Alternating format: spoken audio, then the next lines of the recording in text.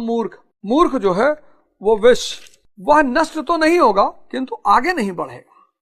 इस खेल की सबसे बड़ी उपलब्धि है कि जितनी दूरी आप तय कर चुके हो उसमें बीज का नाश कभी नहीं होगा। आप भटक गए, हो सकता है आप हजारों साल तक भटके रहें, पर जहां से भटके हैं वापस वहीं से जागेंगे। जैसे क्लास 12th में भटके तो क्लास 12th से ही जागेंगे। ये इस साधना का सबसे प्यारा पहलू है, किंतु आगे नहीं बढ़ेगा। इसलिए श्री कृष्ण निष्काम भाव से कर्म करने पर बल देते हैं, बिना फल की इच्छा किए होश में। अभी तक श्री कृष्ण ने बताया कि यज्ञ परम श्रेय देता है और उसकी रचना महापुरुष द्वारा होती है, किंतु वे महापुरुष प्रजा की रचना में क्यों प्रवृत्ति होते हैं, प्रजा साधना की रचना में क्यों प्रवृत्ति होते हैं?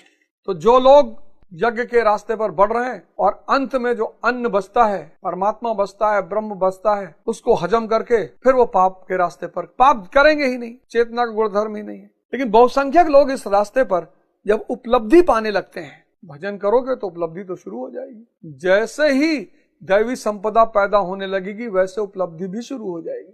और उस उपलब्धि में अगर राग बचा है, इच्छा बची है, गुरु महाराज बताते हैं कि उनके गुरु महाराज की 2 इच्छा शेष रह गई थी, एक गांजा पीने की, एक विवाह करने की। इसीलिए ये जन्म लेना पड़ा था। तो गांजा तो खैर इधर उधर से जो भी हुआ हो गया, विवाह में भी दैवीय कृपा से वो समझ गए कि विवाह भी अंततः दुष्चक्र में फंसाएगा ही ले जाकर।